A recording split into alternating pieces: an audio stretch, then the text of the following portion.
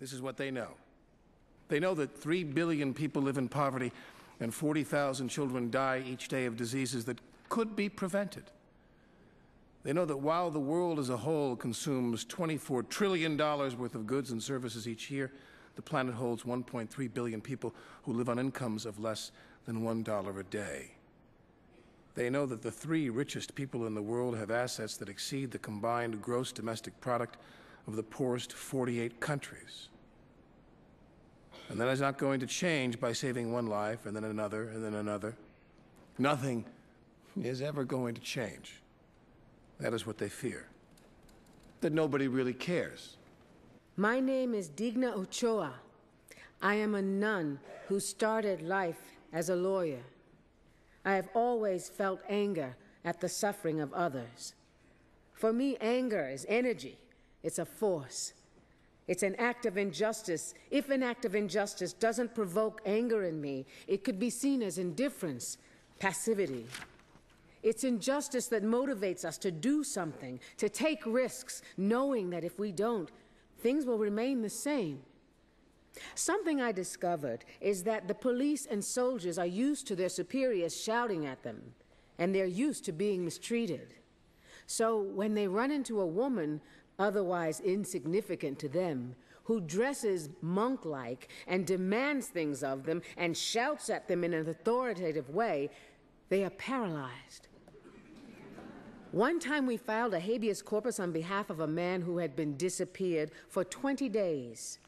The authorities denied having him in custody and then denied us access to the state hospital we knew he was being held. I spent a whole morning studying the comings and goings at the hospital to see how I could get in. During a change in shifts, I slipped in. When I got to the door of the room where this person was, the nurse at the door told me I couldn't go in. I told her that I would take care of myself. I took a deep breath, opened the door violently, and yelled at the federal judicial police officers inside. I told them that they had to leave immediately because I was the person's lawyer and needed to speak with him. They didn't know how to react, so they left. I had 2 minutes, but it was enough to explain who I was, that I had been in touch with his wife, and to get him to sign a piece of paper proving he was in the hospital. He signed. By then the police came back, fierce. They tried to grab me and get me out of there. They didn't expect me to assume an attack position, the only position in karate I know from the movies, I suppose. Of course, I really don't know karate, but they thought I was going to attack. Trembling inside, I said that if they laid a hand on me, they'd see what would happen. And they drew back saying, "You're threatening us." And I said, "Take it any way you want." My name is Desmond Tutu. I did what I had to do. Anything else would have tasted like ashes. It would have been living a lie. I could have been part of the struggle in a less prominent position, but God took me, as they say, by the scruff of the neck like Jeremiah. I have a God who doesn't say, "Ah, got you." No. God says, "Get up." And God dusts us off, and God says, "Try again." God says, "Try again." At that time, I stayed in the jungle and observed the terrible lives of the villagers of Burma. In the morning, the villagers took hoes and baskets and were forced to build things for the military. They didn't get any pay.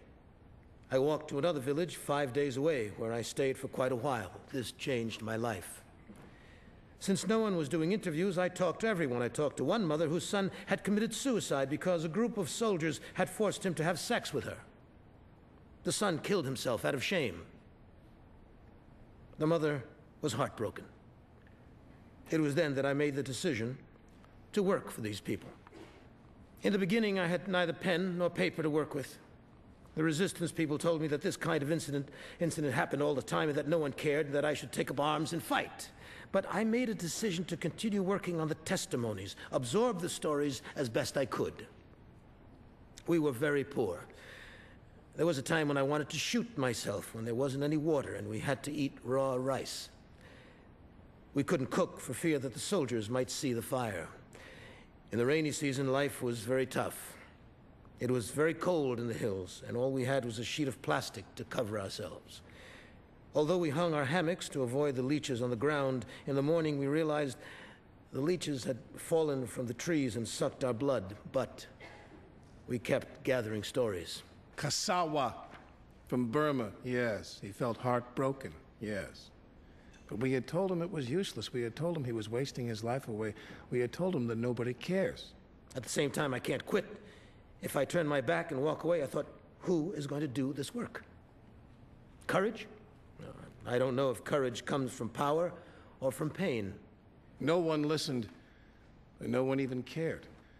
The first year of my first time in prison in China, I cried almost every day. I missed my family, especially my mother who had committed suicide because I was arrested.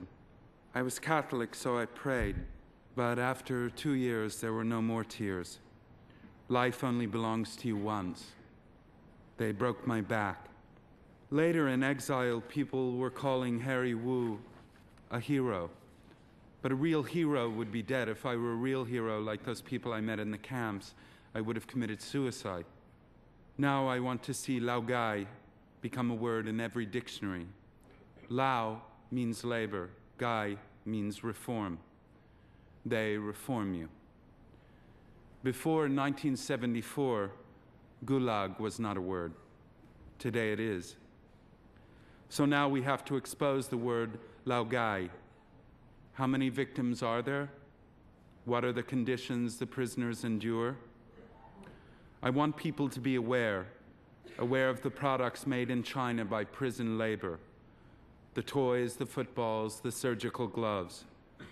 I want them to be aware that today, the Chinese people have the right to choose different brands of shampoo, but they still cannot say what they really want to say.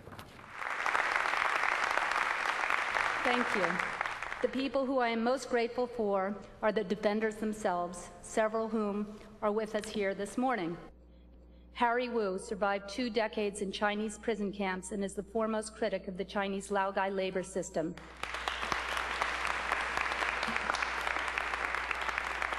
My feeling today is so complicated. I'm really confused. Today, everybody treat me as a hero, as honor guest, and put me on the stage and has standing ovation with me. But on the other side, I was called by Chinese government as a criminal. So different. The other side is in hell, and this side is in heaven. As a human beings, this is a really big shock. I think one thing I did it exactly right, because I tell you the truth. And the government today in China is very powerful, and I dare to challenge them. And the people say, why you have the courage? Why you're fearless?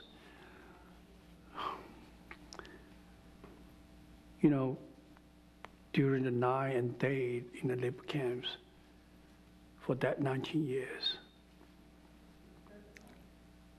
I totally turned myself from a human being into a beast.